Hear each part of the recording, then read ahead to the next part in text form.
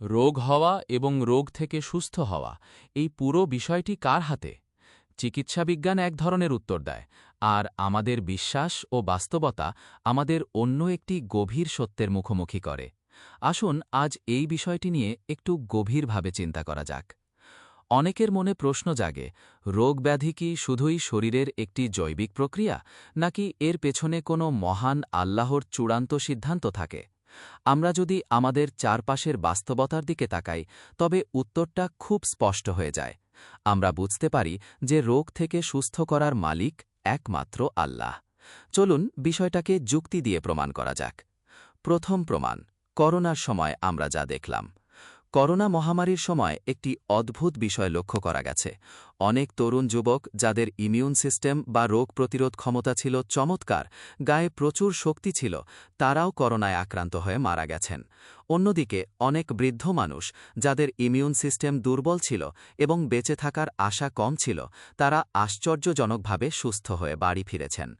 আবার এমনও হয়েছে, ছোট ছোট বাচ্চা যাদের রোগ প্রতিরোধ ক্ষমতা যুবকদের মতো অত শক্তিশালী নয়, তারাও অনেকে করোনা থেকে রক্ষা পেয়েছে। বিজ্ঞান বলে ইমিউন সিস্টেম ভালো থাকলে মানুষ বেঁচে যাবে, আর খারাপ থাকলে মারা যাবে। যদি এই গাণিতিক হিসাবটাই চূড়ান্ত হতো, তবে সেই যুবকরা কেন মারা গেল, আর দুর্বল বৃদ্ধারা কেন বেঁচে রইল? এর একটাই মানে, করোনা রোগটা কার হবে এবং কার মৃত্যু লেখা আছে, সেই চূড়ান্ত সিদ্ধান্তটি বিজ্ঞানের ঊর্ধ্বে সেই মহান আল্লাহর ছিল।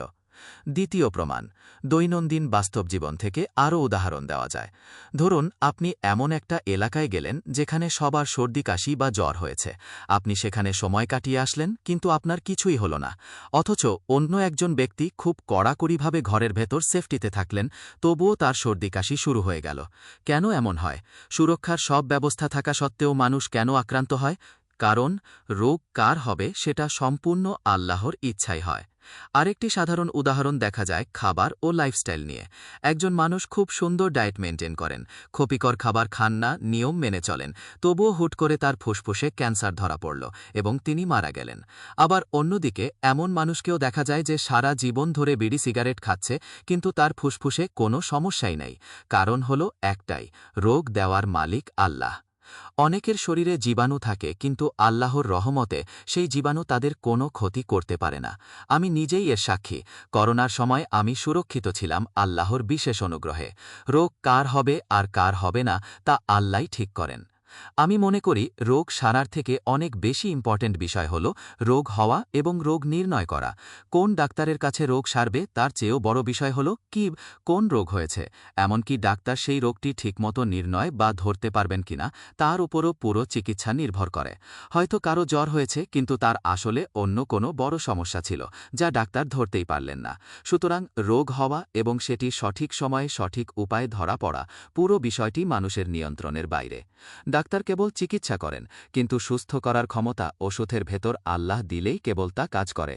মানুষের সর্বোচ্চ চেষ্টা হয়তো ব্যর্থ হতে পারে, আর এই ব্যর্থ হওয়াই প্রমাণ করে যে রোগের ওপর মানুষের কোনো চূড়ান্ত নিয়ন্ত্রণ নেই। আল্লাহ যদি রহম করেন, তবেই মানুষের চেষ্টায় ফল পাওয়া যায়। কেন তবে ডাক্তার বা ওষুধের প্রয়োজন?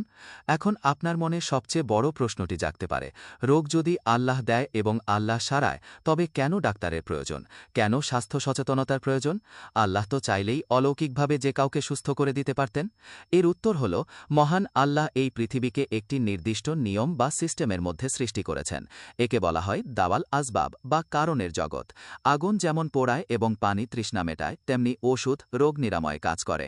এটি আল্লাহরই বেঁধে দেওয়া নিয়ম। যদি আল্লাহ এমন সিস্টেম তৈরি না করতেন, তবে পৃথিবীটা বিশৃঙ্খল।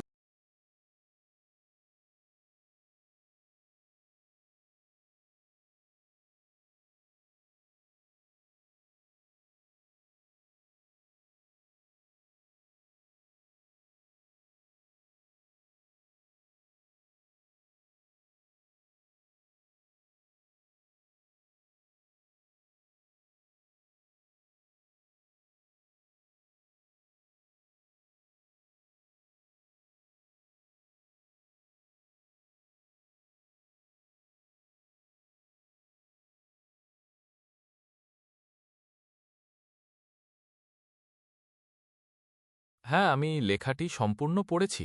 আপনার রেকর্ডিংয়ের জন্য যতটুকু প্রয়োজন ছিল ততটুকু বলা হয়েছে।